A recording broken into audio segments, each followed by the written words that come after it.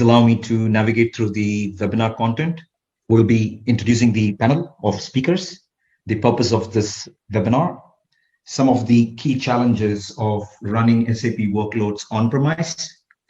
We will then dive into the key phases of migrating from on-premise to the cloud.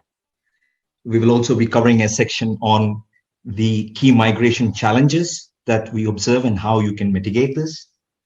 What kind of accelerators are available to accelerate your migration, the tools that are available.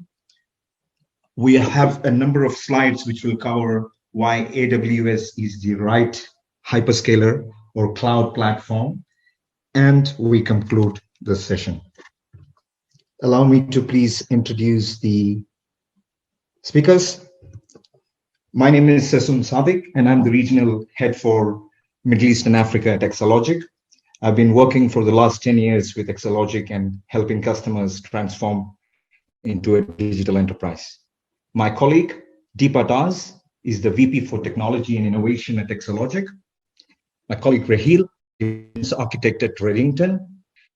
The background of Exalogic, just to give you an introduction if any of you are not aware of Exalogic, we have been in the business for more than a decade, helping customers to transform into an intelligent enterprise, enabling customers to migrate into the cloud. We are a good standing SAP partner and an AWS partner. We are one of the first certified SAP S4 HANA application service provider. We are also an SAP certified hosting service provider in the United Arab Emirates. We will just set the purpose. This webinar. Even today, a staggering number of customers run their SAP workloads on-premise. This webinar will give you a general understanding of how to migrate from on-premise to the cloud. By the end of this presentation, we are confident that you will recognize how you can scale your infrastructure easily, apply your security requirements swiftly, and accelerate innovation. At the end, you can even remove those racks and servers in your office and create some room for meditation. Most of the audiences who have joined this webinar are most likely running their SAP applications on-premise, and they are very well aware of the challenges and restrictions they face on a daily basis, including the need to optimize cost. Let's look at some of the important challenges. One of the primary challenges that we have when we run our workloads on-premise is scalability. To keep up with your business expectations and associated infrastructure requirements, the single most challenge is scalability that businesses and IT professionals face. You need sandboxes, additional infrastructure, which slows down the process and hinders the agility you require as a business. Even when it comes to disaster recovery, which is a solution which is a must, but can be extremely expensive, complex, and you face reliability issues. Through what are the important steps when you migrate, whenever you're prepared to migrate from on-premise to the cloud? Hello, everybody. Good afternoon. So thank you, Sasud, for introducing about the Exalogic and the key works we are doing. And coming to the SAP migration phases, you have explained about the key challenges, what we face on-premise, and what is the reason for moving to the cloud. So when we are moving to the cloud, we can't do it in a one step, and we need to have multiple steps to be taken care to have a successful cloud migration. So main reason why enterprises move to cloud is to address the problems we see related to the reducing of costs and reduce internal workload and manage critical assets. So coming to the key phases which come during the SAP migration to cloud, they come as evaluate, design phase, execute, and optimization. So evaluation allows you to know your requirements, map these to a process which makes it easy for the migration. During this phase, you decide what you need to migrate, reevaluate your business needs, because when you have built the application, it would have gone multiple iterations and many changes would have happened. So make use of this opportunity to see what's actually needed and remove the redundant things which are not needed anymore. So analyze your requirements and decide on your roadmap for SAP migration. Decide on which cloud provider you are going to use.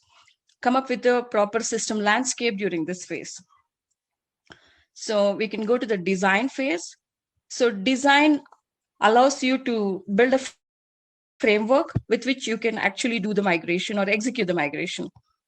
As you have the cloud provider chosen, come up with a detailed and clear deployment strategy, cloud strategy, and decide on what are the servers you are going to use and what applications you are going to use and which are going to comprise your SAP landscape. Create custom models when you want to have some sort for the migration. And then during the execution phase, which is the critical phase, you can move to the execution phase. So during the execution phase, build the destination architecture, and you started with the start your migration in a sandbox, which is a representative of your production. So this may be a recent system copy of production, and with the system masked data. You can't use the production data into your sandbox when you're doing any testing. So we normally use during the migration tools like Data Sync Manager for this masking. So run the sandbox through the migration process end to end and document all the steps what you're going to do and the runtimes they are going to do take for the execution. Typically, the sandbox is a standalone system which is not connected with all your integrations. And so purpose of this run is to document your migration steps and note down your runtimes. And usually we plan sufficient time for this phase, this sandbox execution, because it provides ample space for learning opportunities and correct our potential errors in the future. So it's often necessary to repeat this phase, and after sequencing it and it has been confirmed, then you build your QA system with the same choices you made in the sandbox, but rebuild afresh from the scratch and copy the existing QA system from the customer data center to your cloud hosted partner wherever you had put, and perform a test migration of the production. This is a key step and which cannot be skipped, because this is your final opportunity to test the migration document with this full-size production copy and finalize the document, including the runtimes, even when you're doing it in the QS server. Finally, do the integration testing with all the stakeholders, because it is the last opportunity to test and correct if we have made any mistakes. And end-to-end testing at this phase will ensure that the business processes and interfaces are tested thoroughly. So finally, you do a production copy using tried and the trusted migration document steps, what you have put, and include the timelines and detailed step-by-step instructions, and collaborate with all the concerned teams and ensure that the smooth handover has been taken care, and resume the normal production once everything is successful.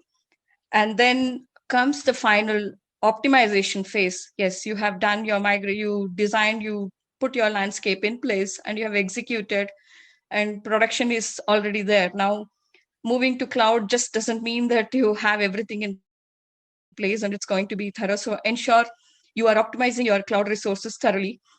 In this one, ensure you have the backups in place. Optimize your cloud storage usage, cloud server usage, and ensure you have the DB backups configured and the disk snapshots are maintained on your servers, so that if anything happens, you can restore them on your VM disk. So these all can be tested during the optimization phase. And we always have a robust monitoring solution, because monitoring actually helps you to correct where the issues are, where performance issues are there.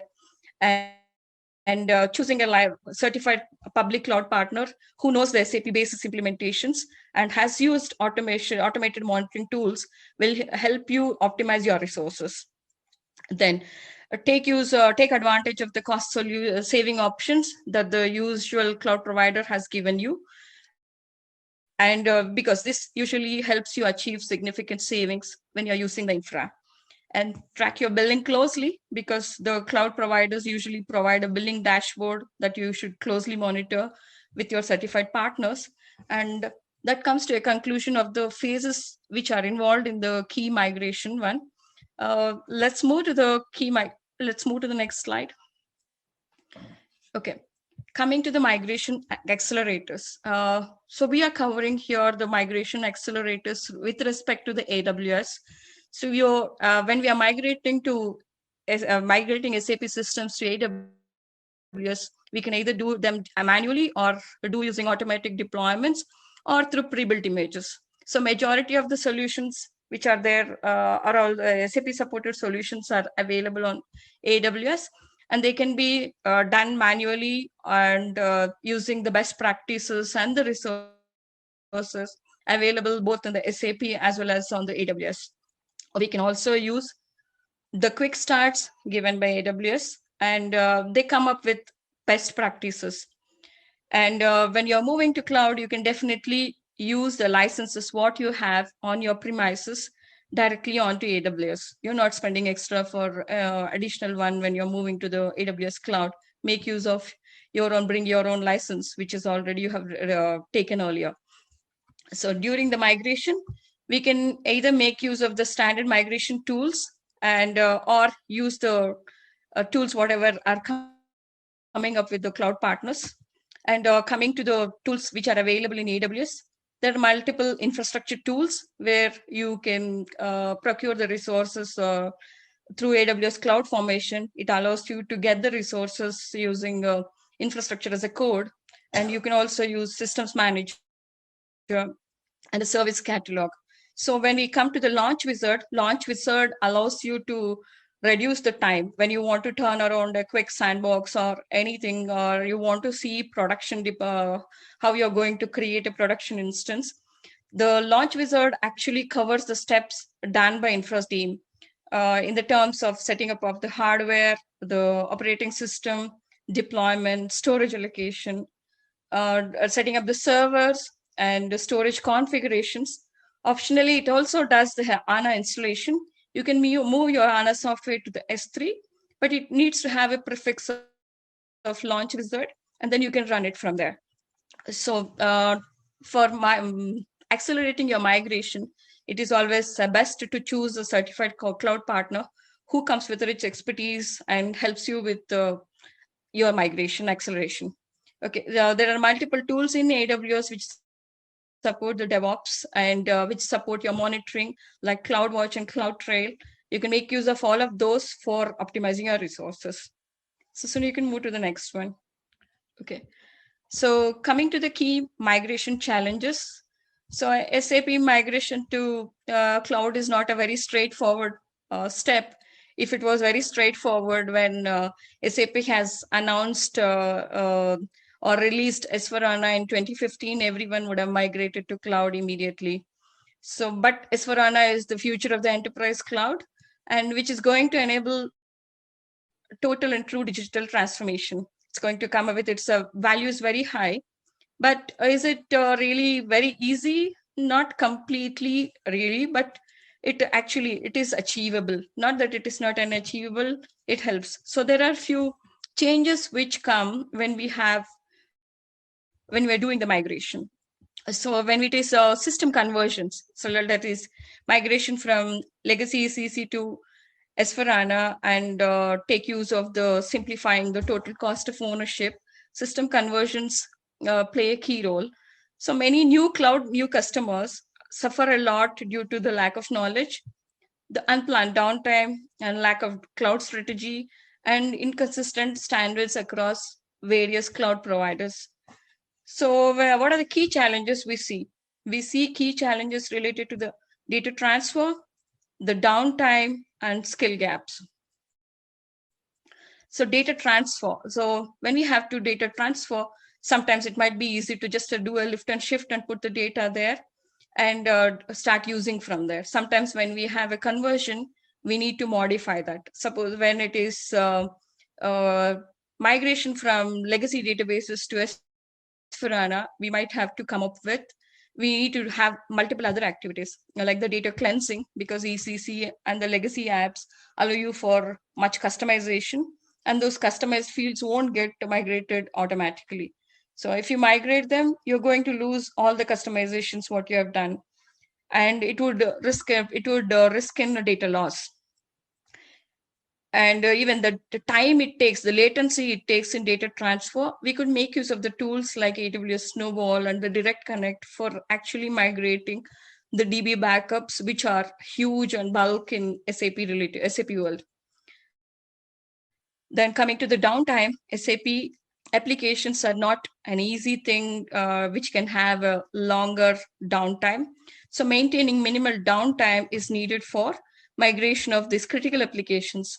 So developing a clear strategy internally will help you lower the risk to both the systems and the teams associated with the migration. Coming to the skill gap or the trained workforce, when we migrate to cloud, normally in-house knowledge on the new cloud might be very minimal, and it is a key challenge. After we migrate, what do we do? How do we manage? So partnering with the right cloud partner providers will help you in bridging this knowledge gap.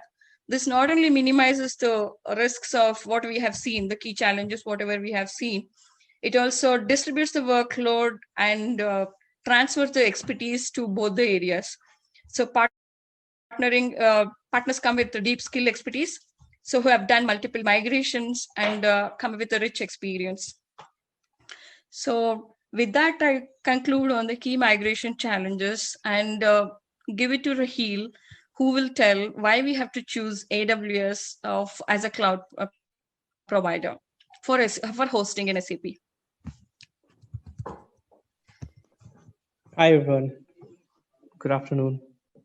So let's understand about streamlining the overall SAP operation, how you can streamline your SAP normal daily operations using AWS service. So AWS offers a number of services. In terms of monitoring, you have CloudWatch. In terms of scalability, you can use auto scaling, at least for the web tier. So we'll discuss about the AWS services for streamlining your SAP operation. So first one is build once, deploy globally. So you can have a template where you can use the template to deploy all your SAP workload in multiple accounts, or maybe in a different region itself. So you can basically build once and deploy globally.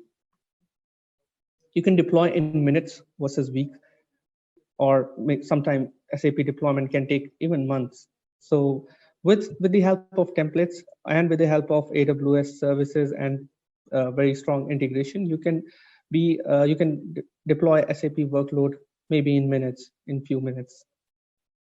Scalability is not a challenge when you run your SAP workload on AWS. So you can scale up to meet your actual demand. And when you see, okay, the peak has gone down and you no longer get the traffic that you expected, so you can always scale down also. So scalability, again, it's very easy when you use AWS services. You can deploy complex topologies with ease. So if you have a complex SAP architecture and it requires a lot of interfaces and connectivity, not a challenge. You can deploy complex topologies in minutes. Then in terms of performance and operation reliability, you have a visibility of what's going on inside your infrastructure.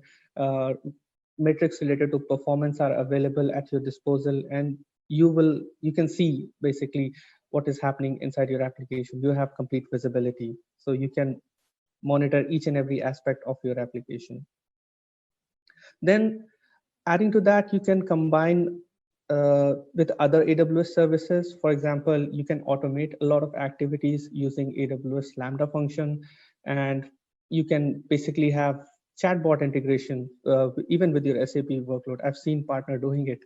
So you can basically integrate chatbots and other AI and ML related services with your SAP workload. Right.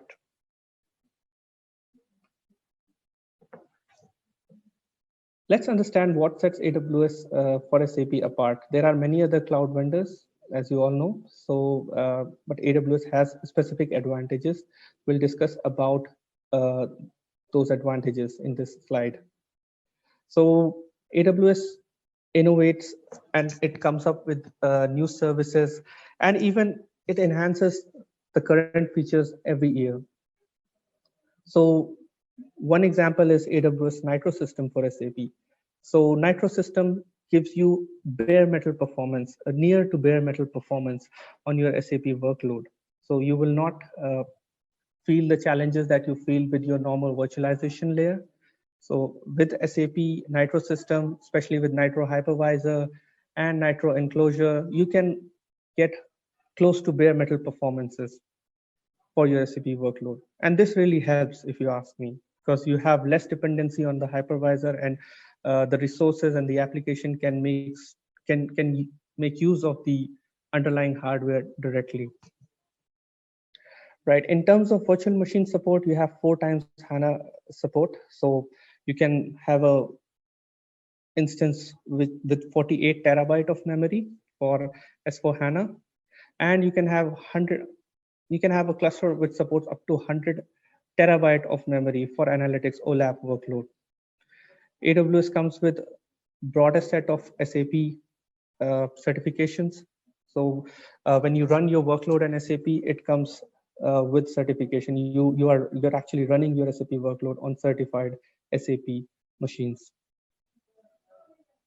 AWS is a cloud innovation partner. So basically, you'll have support for the cloud services, and you have SAP in 7 regions. It is also available. SAP Cloud. This is available in 7 regions. You have a broad partner community when it comes to SAP. So there are case studies available. There are forums available on how you can use SAP and how you should deploy SAP on AWS. Plus, there are white papers. So please make use of those resources. These are really, really important. And then AWS, as you all know, we have multiple regions in AWS. So let's say you want to go global tomorrow and you want to deploy SAP in multiple different geographies, not a challenge. You can go global in minutes.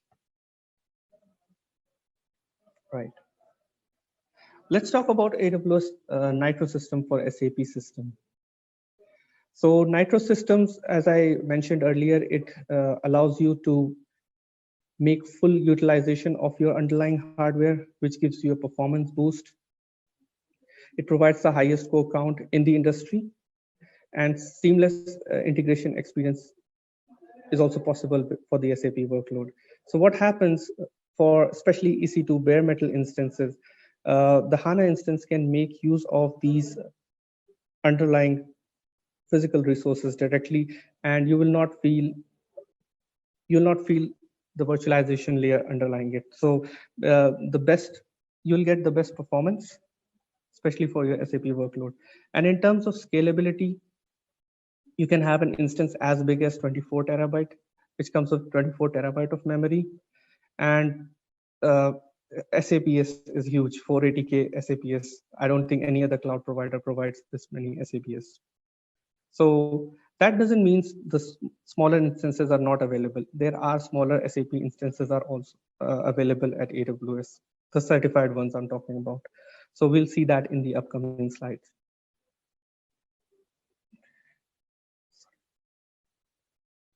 All right. So we talked about scale up options. So you can start with very low, for example, with 244 MB of 244 GB of memory, and you can go really big. You can go up to 24 terabyte. You can go with an instance which comes up with 24 terabyte of memory. This is for OLTP, and OLTP can even scale up to 48 terabyte. We have UB metal servers which now supports 48 terabyte of memory. And for OLAP scale out, you can go up to 50 terabyte. You can go with 50 terabyte of memory. And even now with 25 node cluster, you can go up to 100 terabyte. All right.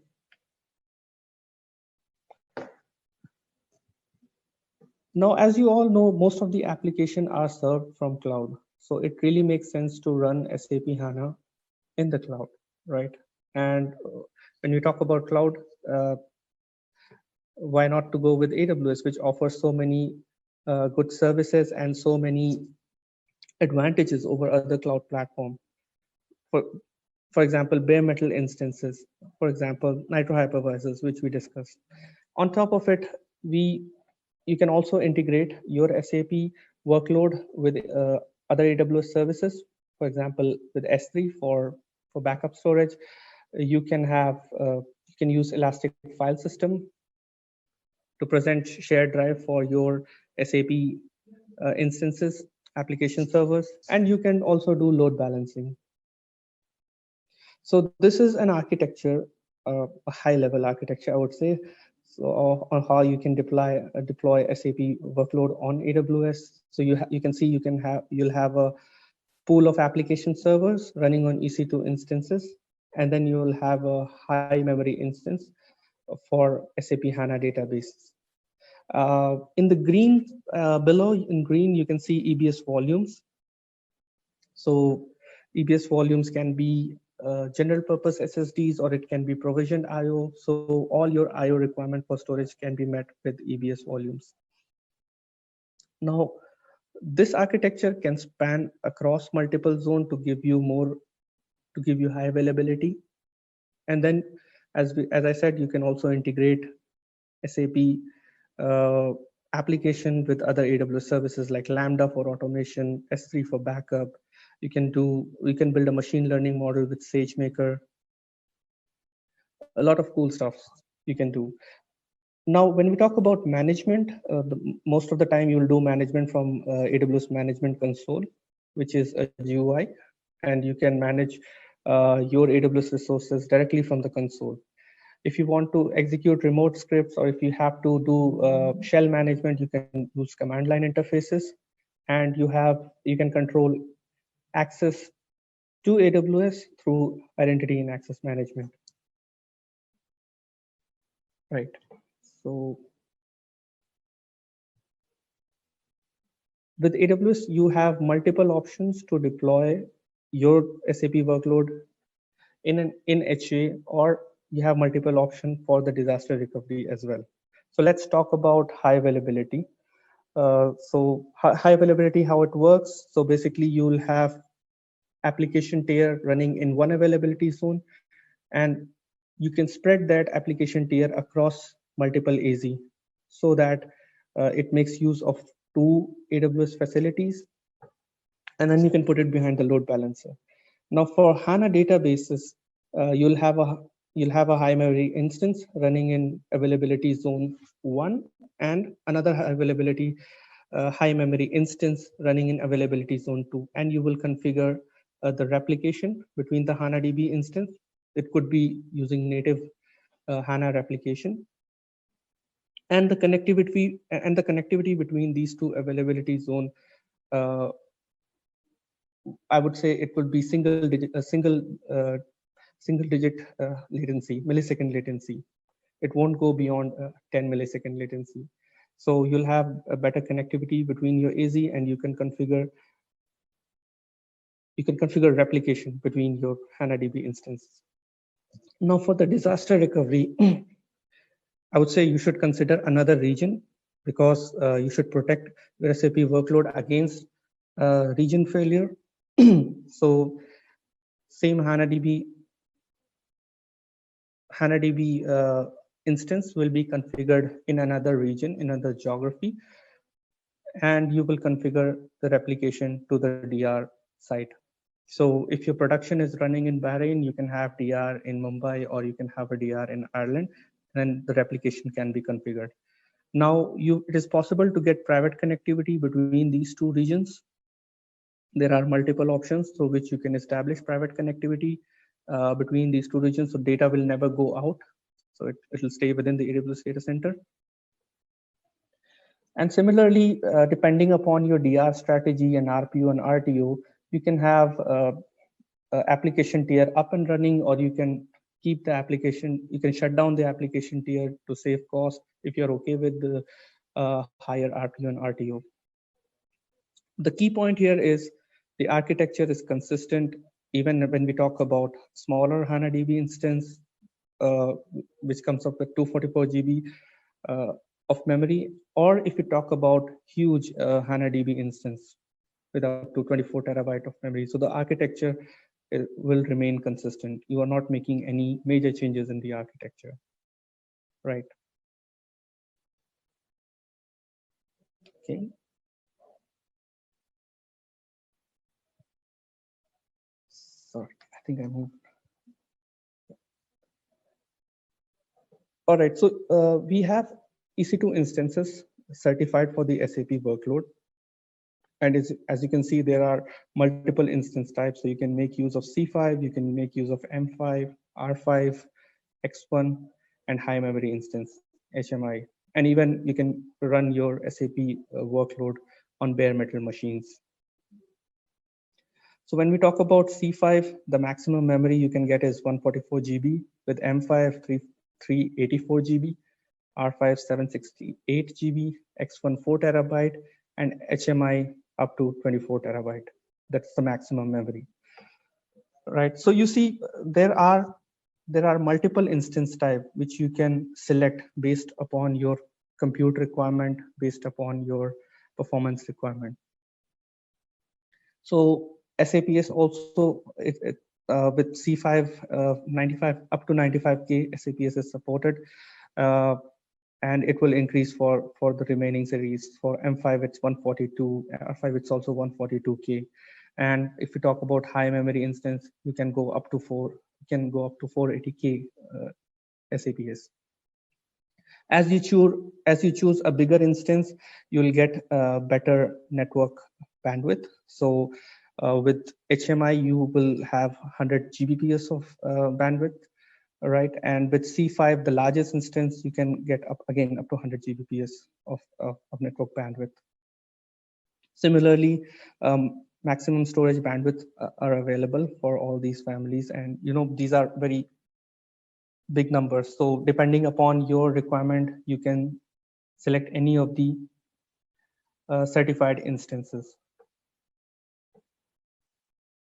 All right.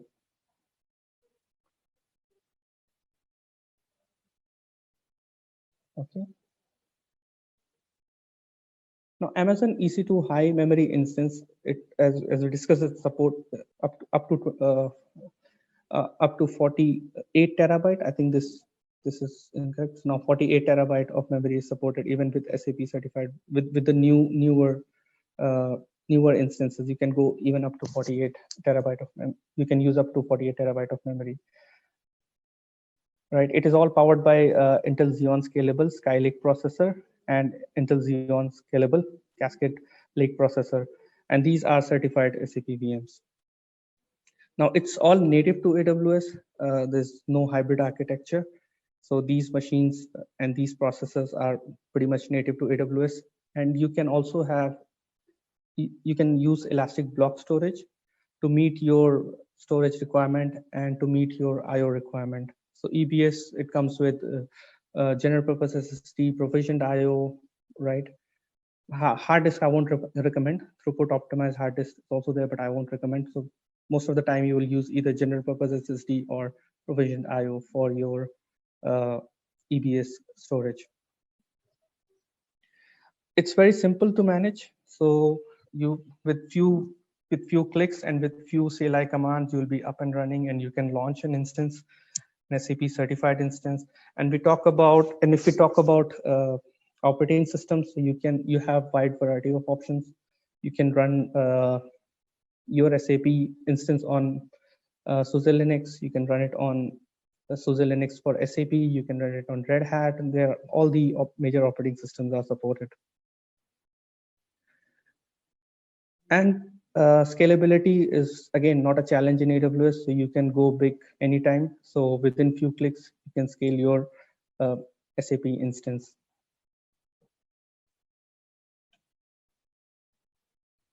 Right. So let's discuss about the process. Let's say if you have to increase your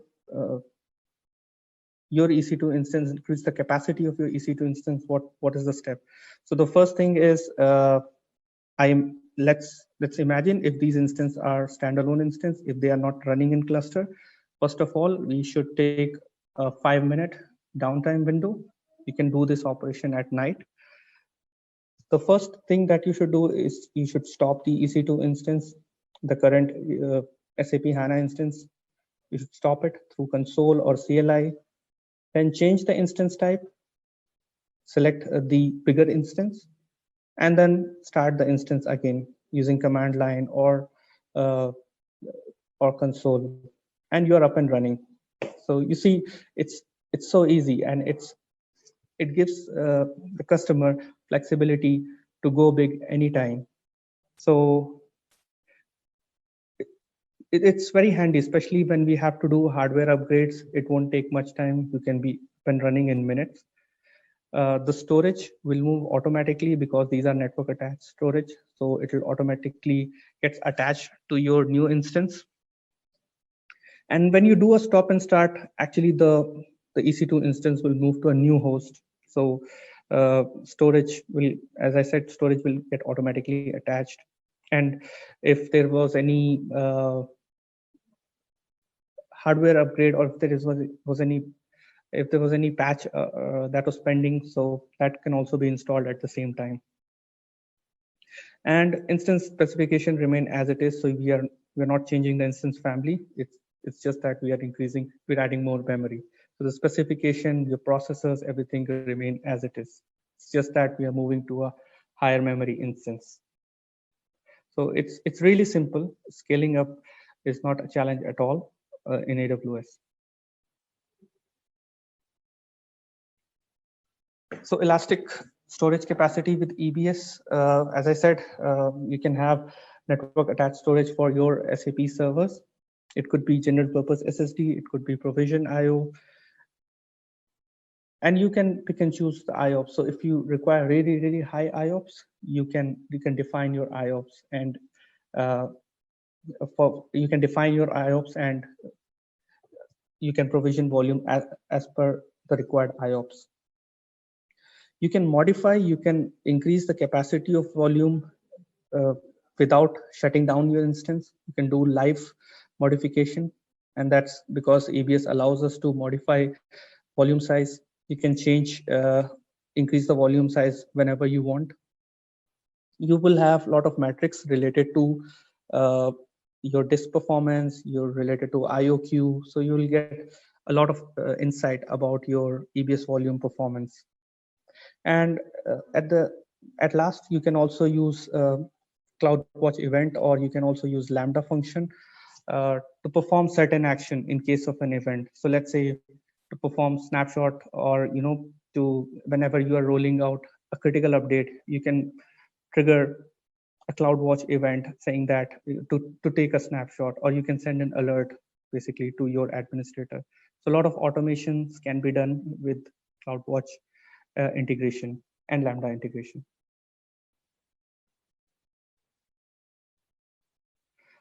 So AWS has global coverage. We have 22 regions and many others are planned. So to give you an idea, these are some of the regions. I think Africa, yeah, we have a region in Africa, South Africa, that's also highlighted. Okay, so you can choose any of the region to deploy or to run your SAP workload, and you can all of these regions are available to you. You can use any of these regions except for the GovCloud, right? So you can use any of these regions. So yeah, 10 out of 12 SAP hyperscale cloud regions run on AWS, providing the service available to AWS. So it's 5 times. So in blue, you can see SAP Cloud Platform, NS2 region. This is also on AWS. And in purple, you have active AWS regions. So for example, Northern Virginia is also an AWS region, and you also have SAP Cloud Platform running in Northern Virginia. right? But in Bahrain, you only have an active AWS region. I think most of you who are from UAE will deploy SAP in Bahrain, right? So it currently doesn't have a SAP Cloud Platform. Okay. So in terms of business architecture, so you will have SAP Cloud Application, which has its own architecture. It has its own tier, as you can see in the slide. And you can have SAP on-premise application, which has its own components, services. By the way, this is a business architecture, not a technical architecture. So we will discuss what component you can use on AWS. For example, the infrastructure layer, as you can see in the end, it can be completely on AWS. So you can use AWS infrastructure services like EC2. You can use EBS volumes, and then you can use storage also from AWS, whether it's object storage or block storage. In terms of platform, you can use AWS platform services.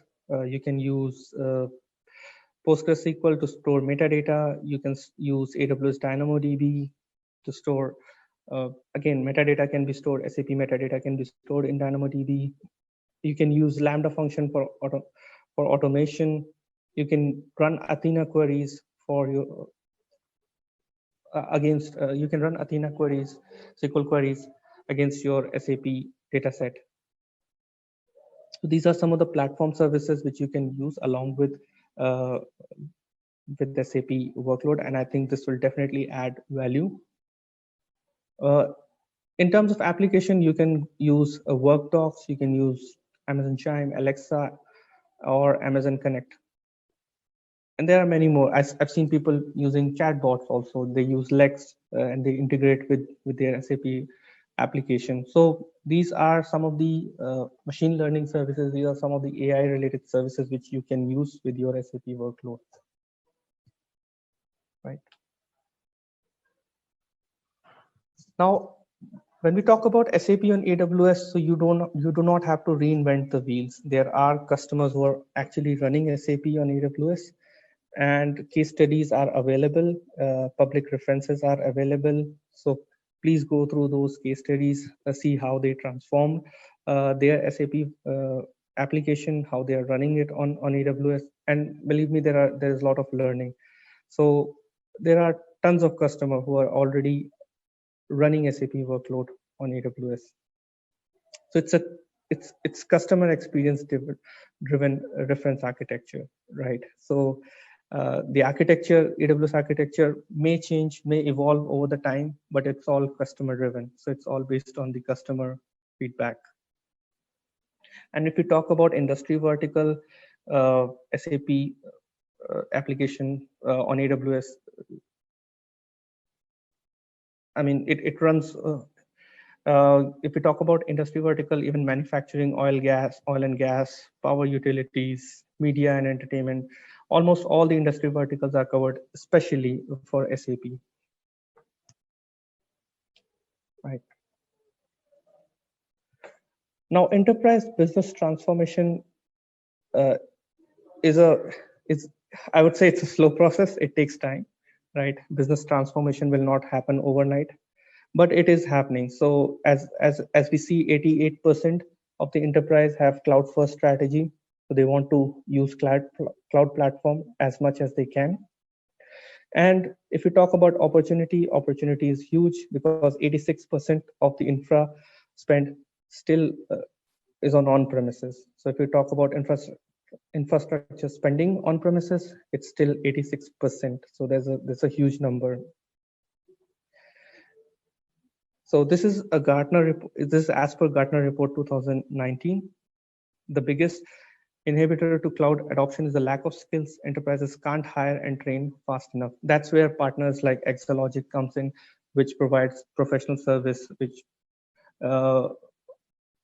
follows proper process for the SAP migration. So migration, actually, it's a complex activity. It goes through a lot of phases, as Deepa discussed. but the partners like Exalogic can really help you in streamlining your business transformation journey. Now, to summarize the key AWS differentiator, here are some of the points. So 48 terabyte EC2 instance. I don't think any other cloud provider offers this big instance for running SAP. AWS is in the market for 11 years, so they have deepest and broadest experience, plus a lot of services which other cloud platform doesn't have, right? It has 5 times SAP services on any cloud provider. The innovation is happening at a very fast rate. So if we talk about other cloud providers like GCP, Azure, they don't have this many SAP services. To name one, I think SAP backend service, which came recently, it's for the SAP backup. So this is based on the customer feedback. Customer gave the feedback to AWS that they need services for the SAP backup. So they came up with SAP backend agent. And there are 5,000 plus active AWS customers who are running SAP on AWS. So we are not reinventing the wheel here. So we can make use of those case studies. We can make use of customer experience, and we can plan our migrations, or we can plan our greenfield deployment accordingly. So just to conclude, we discussed about SAP architecture template. So you can have a consistent SAP architecture for all of your customer. I know there will be few changes related to depending upon the interfaces and customer requirement, but you can have a standard template for SAP where you define all of the best practices, where you take into consideration high availability and other AWS well architected framework related setup. Right, it is easy to build, so you can launch SAP certified instances in cloud platform in minute. You don't have to wait for long. Security is of utmost importance for AWS. So when you deploy your workload on AWS, when you deploy SAP workload on AWS, you actually control all the aspect of security. So you can actually encrypt your volume, you control you can control logging, you have much more visibility into your infrastructure. And then governance aspect, again, it is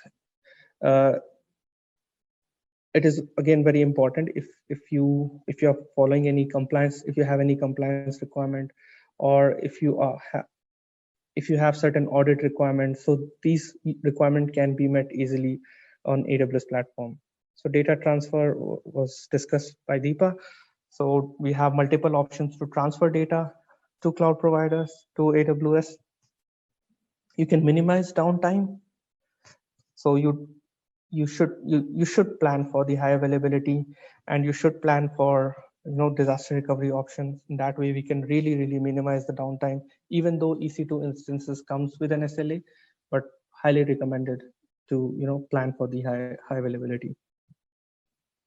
You can conduct testing against your SAP workload on AWS, even pen testing, performance testing, beta testing. All those testing can be done in AWS, and you can even have a test environment set up on AWS.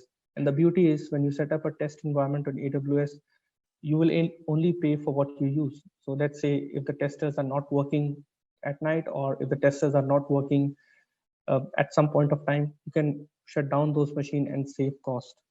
So if you need testing environment for 1 hour a day or 2 hours a day, you don't have to make an upfront commitment. On the hardware, you can just use this infrastructure for 2 hours and incur the cost for 2 hours. So this is really flexible. And in terms of cost, you can significantly optimize your cost by following AWS recommendations and by following AWS best practices for cost optimization. You can consistently monitor the performance of your machine, and anytime if you feel you are overutilizing or if you're underutilizing your resources, you can scale up and down anytime. So with this, you can have significant amount of cost saving as well. I think that's it from my side.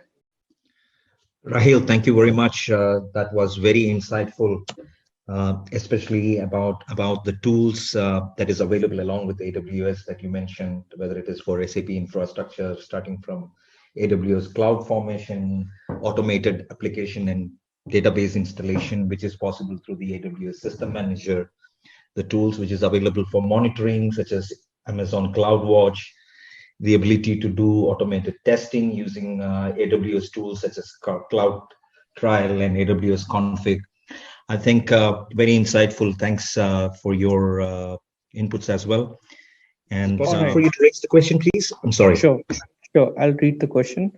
What HA solution is being used for SAP single point of failure components? So it's related to SAP high availability. Yes.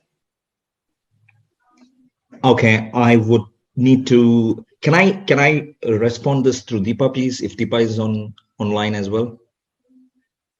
So based on the SAP prod environments in line, we can make use of single point of failure within SAP. Right. Okay.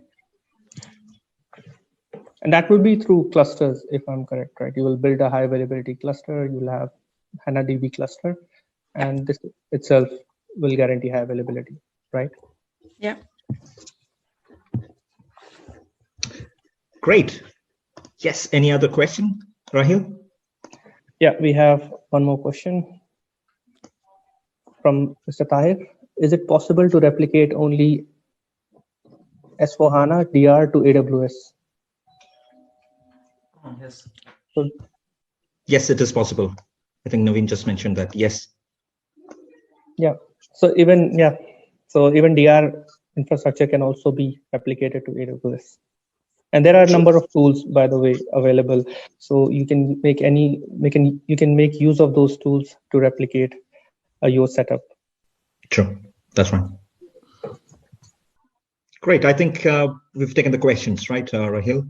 Should we? Yes. Yes, Azon. Perfect. If there's any other questions among the audience, please feel welcome to write to us and we'll be happy to respond back. To the participants, we hope that it was informative and insightful as well. And if you have any additional questions or you need to get more information, please feel welcome to write back to us or contact one of us through the email addresses provided. Yeah, thank you very much.